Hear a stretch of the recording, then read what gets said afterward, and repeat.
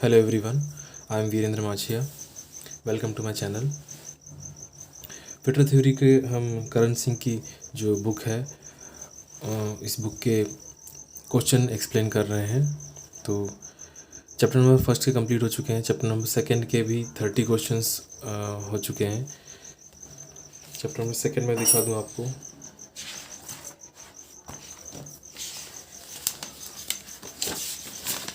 ये chapter number second, measurement and measuring tool.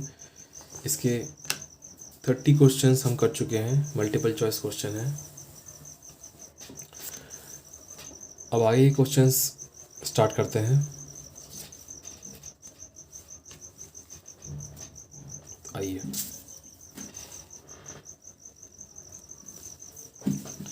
Question number 31 है, goal job की marking के समय इसे किस पर रखकर क्लैंप करते हैं।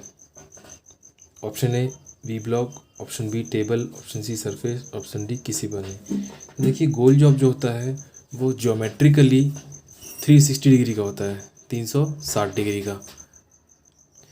इसलिए उसे किसी भी वाइस पर फिट कर पाना थोड़ा टिपिकल होता है, थोड़ा मुश्किल होता है। लाइक दिस, ये सरफेस है, इसकी पूरी गोल है, ये गोलाकार है, इसे जबड़े से पकड़ेंगे तो स्लिप हो जाएगी। इसलिए इसे हम वी ब्लॉक पे ग्रिप करते हैं। कुछ ऐसा वी ब्लॉक होता है, ये वी ब्लॉक पे हम इसे ग्रिप करते हैं। ऑप्शन हो जाएगा ए सही जवाब। नेक्स्ट है आपका, मैच्ड वी ब्लॉक में कितने आकार के वी ब्लॉक होते हैं।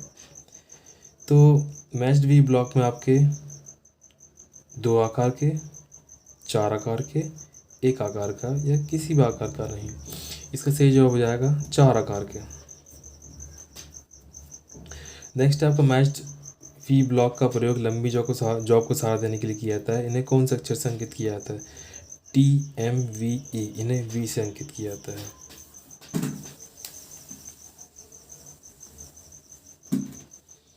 नेक्स्ट क्वेश्चन है आपका, ग्रेड बी के वी ब्लॉक कम शुद्धता वाले होते हैं और यह कितने मिलीमीटर लंबाई तक मिलते हैं। तो देखिए, वी ब्लॉक जो होते हैं वो 2 ग्रेड के होते हैं जनरली, ए ग्रेड और बी ग्रेड, है ना। ऑप्शन में देखिए 100 मिलीमीटर, बी 200 मिलीमीटर, सी 300 मिलीमीटर और डी 50 मिलीमीटर। तो मिलीमीटर में रीडिंग दी है, मिलीमीटर को अगर आप सेंटीमीटर में बदलेंगे तो 100 मिलीमीटर वाला हो जाएगा आपका 10 सेंटीमीटर का। या सेंटीमीटर में नहीं बदलना चाहिए, क्योंकि जो रीडिंग है आपकी ये एक प्रकार के क्लैंप फिटिंग डिवाइस है, तो इसमें मिलीमीटर में ही रीडिंग चलती है, इसलिए बेहतर होगा आप मिलीमीटर में ही रखें। कम शुद्धता वाले जो वी ब्लॉक होते हैं वो छोटे जॉब्स के लिए जनरली होते हैं, और अधिक शुद्धता वाले जो जॉब होते हैं वो बड़े जॉब्स के लिए होते हैं, है ना। तो कम शुद्धता वाले जो जॉब हैं उसमें आ जाएगा आपका आंसर सही जवाब 50 millimetre, option number D. Next है आपका, स्ट्रेट एज का प्रयोग किस लिए होता है। तो स्ट्रेट एज का जो प्रयोग है आपका, ऑप्शन ए टेढ़ापन जांचने के लिए, ऑप्शन बी लंबाई जांचने के लिए, ऑप्शन सी चौड़ाई जांचने के लिए, या ऑप्शन डी समतलता या सीधापन जांचने के लिए। तो देखिए, जो स्ट्रेट मतलब होता है सीधी, और एज मतलब होता है पट्टी की किनार, है ना, शुद्ध हिंदी में बोले तो ये जो है टेढ़ापन नहीं, लंबाई भी नहीं, लंबाई जांचने के लिए स्केल यूज़ करेंगे हम, चौड़ाई जांचने के लिए दूसरे गेजेस हैं, समतलता या सीधापन जांचने के लिए इसका उपयोग किया जाता है। ऑप्शन नंबर डी सही जवाब।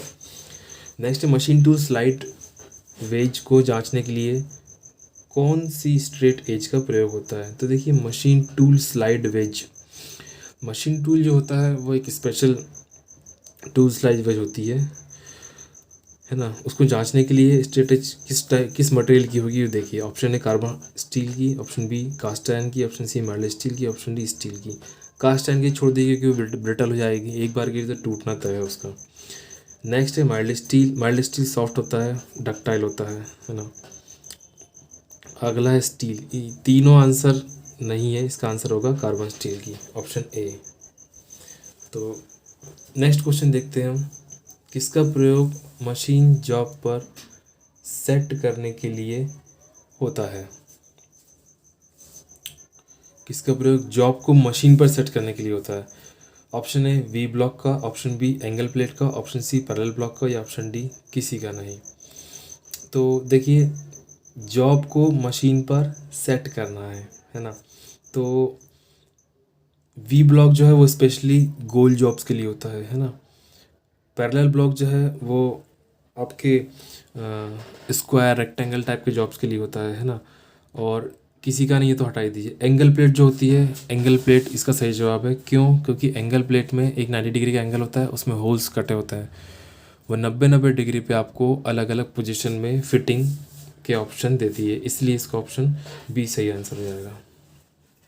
नेक्स्ट, साधारण कार्यों के लिए कौन सी ग्रेड के पैरेलल ब्लॉक का प्रयोग होता है?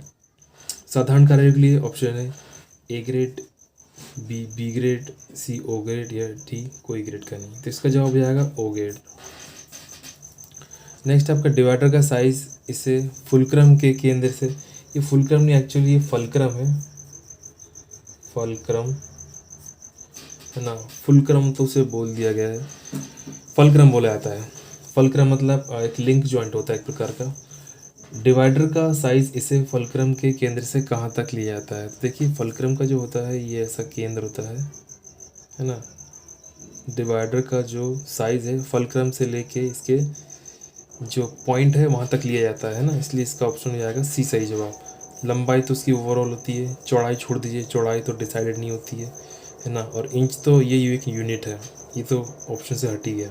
तो इसका जवाब हो जाएगा सही पॉइंट तक के।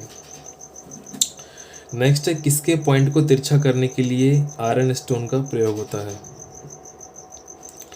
तो देखिए ऑप्शन ए है डिवाइडर को, ऑप्शन बी किनारों को, ऑप्शन सी मेटल को, या ऑप्शन डी किसी को नहीं। तो इसका सही जवाब हो जाएगा डिवाइडर के पॉइंट को तिरछा करने के लिए आयरन स्टोन का प्रयोग होता है। किनारे, किससे किनारे, इसलिए ऑप्शन में कंफर्म नहीं है। और ये मेटल, ये भी कंफर्म नहीं है। नेक्स्ट क्वेश्चन है, डिवाइडर आमतौर पर कार्बन स्टील और कौन सी धातु के बने होते हैं? Option A iron, option B mild steel, option C steel और ऑप्शन डी अलॉय स्टील। तो देखिए वैसे तो जो डिवाइडर होते हैं वो आपके टूल स्टील के बनाए जाते हैं, अगर वो वर्कशॉप में हैवी पर्पस यूज़ के लिए बनाए जा रहे हैं तो। और अगर वो नॉर्मली जनरल पर्पस से बनाया जा रहा है तो उन्हें माइल्ड स्टील का प्रयोग किया जाता है, क्योंकि इनका कुछ खास यूज़ नहीं होता है। यूज़ इनके टिप का होता है, टिप को हार्ड एंड टेम्पर्ड कर देते हैं। बाकी माइल्ड स्टील का बॉडी भी स्ट्रेंथन होता है। नेक्स्ट क्वेश्चन है, कौन से आकार के वृत्त को खींचने के लिए ट्रैमल का प्रयोग होता है? तो ट्रैमल तो पहले मैं बता दूं, ट्रैमल एक ऐसा डिवाइस है जो मोस्टली डॉक्टर लोग यूज़ करते हैं, है ना। जैसे इंसानी शरीर का जो खोपड़ी है उसके ऊपरी हिस्से को खोलने के लिए ऑपरेशन वगैरह करना होता है, ब्रेन ट्यूमर वगैरह जो भी ऑपरेशन करना होता है तो ट्रैमल का उपयोग किया जाता है। तो हमारे जो खोपड़ी है उसका गोल आकार सिर जो ऊपर का ढक्कन की तरह खुल जाता है ना। तो ट्रैमल जो होता है बड़े साइज़ के होल को करने के लिए होता है। और ऐसे होल वो एक्चुअल में होल नहीं होते हैं, वो एक प्रकार के ढक्कन वाले होल होते हैं, उनमें से ढक्कन को सेफली निकाला जाता है ना, so that you could able to keep it properly again. तो इसमें आ जाएगा बड़े गोल आकार, छोटे गोल आकार, लंबे आकार या त्रिभुजाकार। त्रिभुजाकार तो हट ही जाएगा, है ना। लंबे आकार भी हट जाएगा। छोटे गोल आकार के लिए आप दूसरा डिवाइस भी यूज़ कर सकते हैं। इसका सही जवाब हो जाएगा बड़े गोल आकार, ये ट्रैमल का उपयोग। नेक्स्ट है आपका, स्क्राइबर के सिरों के पॉइंट को 10 डिग्री से और कितने कोण पर ग्राइंड किया जाता है? तो स्क्राइबर के सिरों के पॉइंट जिससे वो स्क्रैच करता है उसे 10 से 15 डिग्री तक के जो है ग्राइंड किया जाता है। तो ये ऑप्शन तीनों गलत हो जाएंगे, ऑप्शन डी सही जवाब हो जाएगा आपका। नेक्स्ट आपका, स्क्राइबर द्वारा मार्किंग के समय जॉब और स्क्राइबर के मध्य 30 से कितने का कोण रखना चाहिए? ऑप्शन ए है 32 डिग्री का, ऑप्शन बी है 35 डिग्री का, ऑप्शन सी है 60 डिग्री का और ऑप्शन डी है 0 डिग्री का। तो देखिए जॉब और स्क्राइबर, जब आप स्क्राइबर से मार्क कर रहे हो, ठीक ऐसे ही जैसे कि मैं पेंसिल से भी मार्क कर रहा हूँ किताब पे इस प्रकार, तो सरफेस और स्क्राइबर इनके बीच में कितने डिग्री का कोण रखना चाहिए, ये सवाल पूछा जा रहा है आपसे क्वेश्चन नंबर 44 में। तो ध्यान दें कि सरफेस और स्क्राइबर के बीच में 60 डिग्री का कोण होना चाहिए, option number C. Next question, scriber द्वारा खींची गई लाइनों को पक्का करने के लिए किसका प्रयोग होता है? तो देखिए, ऑप्शन ए है मार्कर का, ऑप्शन बी है होल का, ऑप्शन सी पंच का, ऑप्शन डी किसी का नहीं। तो देखिए, स्क्राइबर द्वारा खींची गई लाइन को पक्का करने के लिए जो माइल्ड स्टील के जॉब होते हैं उन पर पंच का प्रयोग करते हैं। तो आपका सही आंसर हो जाएगा सी, पंच। पंच से हम डॉट डॉट लगा के उसे परमानेंट मार्किंग में बदल देते हैं। नेक्स्ट है आपका, इसके पॉइंट को 30 से 60 डिग्री तक के कोण पर ग्राइंड किया होता है। तो ये आपको जवाब में बताना है कि 30 से 60 डिग्री के कोण पर किस टूल के पॉइंट को ग्राइंड किया जाता है। ऑप्शन है divider, option B scriber, option C punch, option D किसी का नहीं। तो देखिए, ब्रेक पंच, डॉट पंच और सेंटर पंच, ये तीनों पंच जो होते हैं वो 30, 60 और 90 डिग्री के पॉइंट एंगल पर होते हैं, है ना। तो इसका ऑप्शन हो जाएगा आपका सी, पंच को ग्राइंड किया जाता है। क्योंकि डिवाइडर को ग्राइंड करने के लिए कोई एंगल की ज़रूरत नहीं पड़ती है, हम उसे नॉर्मली पिन पॉइंट पे ग्राइंड करते हैं। स्क्राइबर जो होता है वो 10 से 15 डिग्री के एंगल पे ग्राइंड होता है। बचा क्या? पंच। नेक्स्ट क्वेश्चन आपका, लेआउट कार्यों में लाइनें खींचने के लिए कौन सी गेज का प्रयोग होता है? ऑप्शन है limit gauge, option B surface gauge, option C centre gauge या ऑप्शन डी साधारण गेज। तो देखिए, लिमिट गेज, सरफेस गेज, ये दोनों गेज जो हैं वो अलग अलग हैं। सेंटर गेज जो होता है वो बीच में रख के बीच में सेंट्रलाइज होकर वर्क करता है ना। और साधारण गेज जो है, साधारण गेज के अंतर्गत बहुत सारे गेज आते हैं, वो परफेक्टली स्क्राइब नहीं है इसमें। तो लेआउट में लाइनें खींचने के लिए आपका सही जवाब हो जाएगा सरफेस गेज, क्वेश्चन नंबर 47 का बी आंसर। नेक्स्ट आपको, कौन सी गेज को मार्किंग ब्लॉक या स्क्राइबिंग ब्लॉक भी कहा जाता है? ऑप्शन है सरफेस गेज को, ऑप्शन बी लिमिट गेज को, ऑप्शन सी सेंटर गेज को या ऑप्शन डी साधारण गेज को। तो इसका सही जवाब है इसका सरफेस गेज को। स्क्रिबलिंग ब्लॉक, स्क्राइबिंग ब्लॉक भी बोला जाता है। नेक्स्ट है आपका, यूनिवर्सल सरफेस गेज को कौन सी सतह पर रखकर मार्किंग की जाती है? तो देखिए, यूनिवर्सल सरफेस गेज जो होता है उसके लिए एक्चुअली मैं बता दूं, कोई ख़ास स्पेसिफिक सतह रिक्वायर्ड नहीं होती, क्योंकि वो यूनिवर्सल है ना। It can check the surface in any position, मतलब आप किसी भी डायरेक्शन में रख दीजिए और किसी भी सरफेस पर रख दीजिए, चाहे इंक्लाइंड फॉरवर्ड हो, रिवर्स हो, लेफ्टवर्ड हो, राइटवर्ड हो, किसी भी तरफ ढाल हो, आप इसे एडजस्ट कर सकते हैं। इसलिए इसका नाम यूनिवर्सल रखा गया है। और क्योंकि सरफेस चेक कर रहा है इसलिए सरफेस गेज। तो ऑप्शन ए चौरस सतह पर, ऑप्शन बी गोल सतह पर, ऑप्शन सी लंबी सतह पर, ऑप्शन डी किसी भी सतह पर। तो भैया इसका आंसर हो जाएगा डी, किसी भी सतह पर। नेक्स्ट आपको, कौन सी गेज को स्टॉक के साथ 0 से 180 के किसी भी कोण पर झुकाकर किया जा सकता है? 0 डिग्री से 180 डिग्री, है ना। तो ऐसा कौन सा गेज? ऑप्शन है limit gauge, option B surface gauge, option C bevel gauge, option D centre gauge. तो देखिए, मैंने अभी बताया था आपको, सरफेस गेज को 0 से 180 तक के किसी भी कोण पर झुकाकर आप मेजरमेंट कर सकते हैं। 50 का आंसर हो गया आपका बी। नेक्स्ट क्वेश्चन आपका, स्पिरिट लेवल का प्रयोग आधार सतह और लंबवत सतह की कौन सी जांच के लिए किया जाता है? तो स्पिरिट लेवल, पहले समझ लेते हैं स्पिरिट लेवल होता क्या है ना। तो स्पिरिट लेवल जो होता है वो आपका एक बबल फॉर्म होता है। एक ऐसा ग्लास का ट्यूब होता है छोटा सा, उसमें कुछ लिक्विड भरा होता है और छोटे से बबल की स्पेस छोड़ दी जाती है ना, जिससे कि जब इसका लेवल अप और डाउन हो तो ये बबल जो है लेफ़्ट और राइट मूव करे। इसे कहते हैं स्पिरिट लेवल। एक दिन मैं वीडियो बना दूंगा स्पिरिट लेवल का सेपरेटली और दूसरे गेजेस का। तो स्पिरिट लेवल का जो जनरली यूज़ है आपका, ऑप्शन ए समतलता जांचने के लिए, ऑप्शन बी लंबाई जांचने के लिए, ऑप्शन सी चौड़ाई जांचने के लिए या ऑप्शन डी किसी जांच के लिए नहीं। तो इसका उपयोग समतलता जांचने के लिए किया जाता है ना, ताकि जो सरफेस का ढाल है वो समझ में आ जाए। नेक्स्ट आपका, हथौड़े का साइज़ किस प्रकार लिया जाता है? ए लंबाई से, बी चौड़ाई से, सी वज़न से, या डी भार और बॉडी के आकार से। आजकल क्वेश्चन ऐसे पूछे जाने लगे हैं, नहीं तो पहले हथौड़े के क्वेश्चन में तौल की ज़रूर बात बताई जाती थी कि किस तौल का है। तो इसका सही जवाब हो जाएगा भार और बॉडी के आकार से। भार मतलब होता है कि कितने केजी का है, कितने ग्राम का है ना। और इसी को तौल भी बोला जाता है कि कितने तौल का है। तो नेक्स्ट क्वेश्चन पे आप आते हैं। हथौड़े कास्ट स्टील और कौन सी धातु से बनते हैं? ऑप्शन है लोहे से, लोहा तो होता ही है ऑब्वियसली, बी मध्यम कार्बन स्टील से, सी स्टील से, या डी मिक्स धातु से। इसका सही जवाब हो जाएगा मिक्स्ड कार्बन स्टील से। मिक्स्ड कार्बन स्टील इसलिए क्योंकि कार्बन कंटेंट्स मिलाने ज़रूरी होते हैं, क्योंकि आपको हथौड़े से हैमरिंग करने के दौरान वर्किंग जॉब पर चोट करनी है, इसलिए आपके हथौड़े का 60 to 70% स्ट्रॉन्गर होना ज़रूरी है किसी से उस वर्किंग मटेरियल से जिस वर्किंग मटेरियल पे आप हैमर का यूज़ कर रहे हैं। नेक्स्ट है आपका बॉल पिन हैमर की लंबाई किसके समांतर होती है?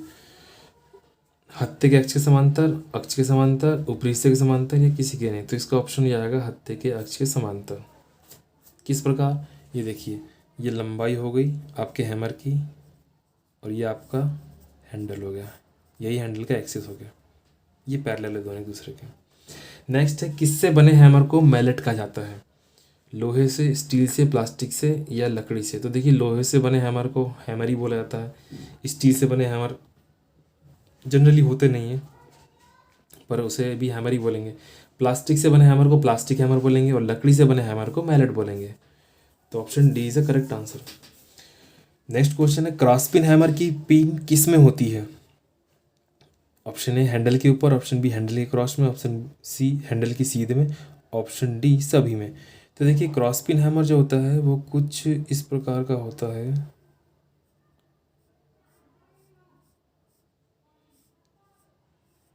ये हो गया आपको क्रॉस पिन हैमर इस प्रकार का। तो आपके क्रॉस पिन हैमर की जो पिन है वो हैंडल के क्रॉस में होती है। B is the right answer. ये इस प्रकार का डायरेक्शन में है और ये इस डायरेक्शन में, तो 90 डिग्री का कोण बन रहा है, इसलिए इसके क्रॉस में है ये, है ना। नेक्स्ट क्वेश्चन है फिनिश्ड पार्ट पर चोट लगने के लिए किस हैमर का प्रयोग करते हैं? तो फिनिश्ड पार्ट जो होता है आपका, इसका मतलब ये है कि वो मशीन किया जा चुका है, अब उस पर और कोई काम नहीं होना है ना। नेक्स्ट ऑप्शन देखते हैं हम। ऑप्शन है soft hammer, B straight pin hammer, C sledge hammer, और डी मैलेट। तो इसका ऑप्शन हो जाएगा आपके लिए ऑप्शन जहाँ तक A. Option A is the right answer, क्योंकि सॉफ्ट हैमर जो होता है वो आपका फिनिश्ड वर्क के लिए यूज़ होता है। स्लेज हैमर बहुत हैवी होता है। मैलेट जो होता है वो लकड़ी का होता है, और स्ट्रेट पिन हैमर में एक ऐसा लंबा सा खांचा बना हुआ होता है। खांचा ना बोल के उसे प्रोजेक्शन बोलेंगे, ऐसा प्रोजेक्शन बना हुआ होता है। ये स्ट्रेट पिन हैमर है आपका। नेक्स्ट क्वेश्चन पे आते हैं। तो ये जो क्वेश्चन है कह रहा है कौन सा हैमर हथौड़ा दर्शाया गया है? तो देखिए, अगर आप इसमें हैंडल लगा दें, वैसे तो नहीं लगा है हैंडल, पर मैं लगा दूं, हैंडल लगा दें आप, तो अभी हमने पढ़ा था हैंडल के, ये जो हैंडल है इसके क्रॉस में जो हैमर होता है उसे हम क्रॉस पिन हैमर बोलते हैं। तो क्या है क्रॉस पिन हैमर है? बिल्कुल क्रॉस पिन हैमर है। तो ऑप्शन बी जो है वो आपका सही जवाब हो जाएगा। अगर स्ट्रेट पिन होता तो ये जो पॉइंट है ये आपका स्ट्रेट होता है, पैरेलल होता है हैंडल के, पैरेलल मतलब समांतर, है ना। स्लेज हैमर ये है नहीं, क्योंकि स्लेज हैमर ऑक्टागोनल प्रोफाइल का होता है, और ये अपना ब्लैक स्मिथी में यूज होता है फोर्जिंग ऑपरेशन के लिए। ये आपका स्लेज हैमर है और बहुत हैवी होता है, छोटे हैंडल का। ठीक है, नेक्स्ट क्वेश्चन पे आते हैं। नेक्स्ट क्वेश्चन आपका है चित्र में दिखाए गए हथौड़े का कार्य बताइए। ऑप्शन है धातु को दिशाओं में फैलाना, बी धातु की दिशा में फैलाना, केवल समकोण में एक ही दिशा में धातु को फैलाना, या ऑप्शन डी धातु को 2 दिशाओं में फैलाना। तो देखिए, ये जो है अगर आप इधर से काम कर रहे हैं, ये हैमर जो है सीधा बना है अभी, है ना। अगर ये पिन नीचे होता तो हम इसको कुछ अलग मीनिंग से लेते, क्योंकि इसका फेस वाला भाग नीचे है, इसलिए हम इसको लेंगे कि धातु को दिशाओं में फैलाना। Option is the right answer. Next question है आपका लास्ट क्वेश्चन। चित्र में दर्शित हथौड़े के भाग ए का नाम लिखें। ऑप्शन है पीन, ऑप्शन बी मुख, ऑप्शन सी चक्षु छिद्र, ऑप्शन डी ठोडी। तो भैया पीन तो ये है आपका, ठीक है हाँ, और फेस जो है ये है। अब ये जो है ना, इसे आप आई होल कहते हैं। आई होल को हिंदी में क्या कहते हैं? चक्षु छिद्र। Option C is right answer. तो यहीं तक हम आज की क्लास रखते हैं। बाकी क्वेश्चन नेक्स्ट क्लास में, नहीं तो वीडियो बड़ी हो जाएगी और आपको बोरियत भी लगने लगेगी, है ना। तब तक के लिए क्वेश्चन लगाते रहिए, पढ़ते रहिए। Good bye, take care.